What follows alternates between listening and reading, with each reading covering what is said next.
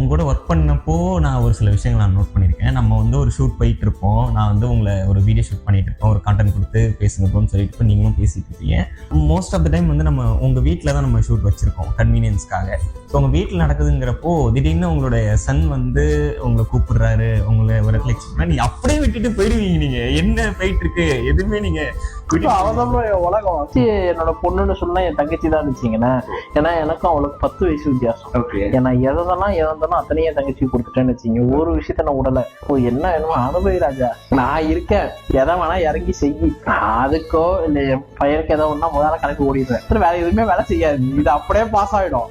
ஏதோ சின்ன சவுண்ட் வருதுன்னா நான் அந்த இடத்துல இருந்தாலும் எனக்கு அவனை போய் இல்லாம வந்து பார்த்தாதான் எனக்கு நிம்மதி. ஏன்னா நான் கடையில் இருக்க ஏதாச்சும் மிஸ்ஸஸ் ஃபோன் பண்ணி இதெல்லாம் பண்ணிட்டான் அப்படின்னு சொல்லி சொல்லலாம். அப்படியே சரி நீ பாத்துக்கன்னு சொல்லலாம், போனை கட் பண்ணி. நான் இருக்கும்போது ஏதாவது செஞ்சுட்டான், ஏதாவது சவுண்டு அழுகுது, ஏதாவது சண்டை நடக்குது அப்படின்னா இவன் தான் ஃபர்ஸ்ட் பிரைட் இவனை தூக்கிடுவேன். யாருக்கிட்ட யாரு குறுக்க வந்தாலும் அடிதான் பாத்துக்க. என் தங்கச்சி அடிக்கடி சொல்லுவேன், நான் மட்டும் தான் ஒண்ணு அடிக்கணும், வேற யாரும் ஒண்ணு அடிக்க கூடாது. என் அப்பாவும் சரி எங்க அம்மாவும் சரி இது வரைக்கும் என் தங்கச்சிட்ட குரல வச்சு பேச மாட்டாங்க. நான் இருக்கேன் அப்படின்னாலும் சரி இல்லைன்னாலும் சரி. அதே மாதிரி என் தங்கச்சிட்ட சொல்லுவாங்க, ஏதாவது தப்பு பண்ணுச்சு அப்படின்னா அண்ணன்ட்ட சொல்லிடுவேன் அப்படின்னு சொன்னா கம்பளம் அப்படியே சரண்டர் ஆயிடும். அது பயம்னு கிடையாது, பாசமும் கூட.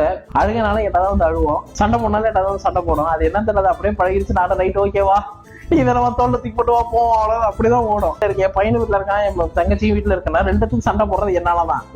ஏன்னா இது இந்த சைடு வந்த உட்காந்து அவன் இந்த சைடு வந்த உட்காந்து ஏன் அப்பான்னு மாதிரி அண்ணனுக்கு வந்தது, இப்படிதான் நடக்கும் சண்டை. அப்படியே போவோம், ஜாலியா போவோம்.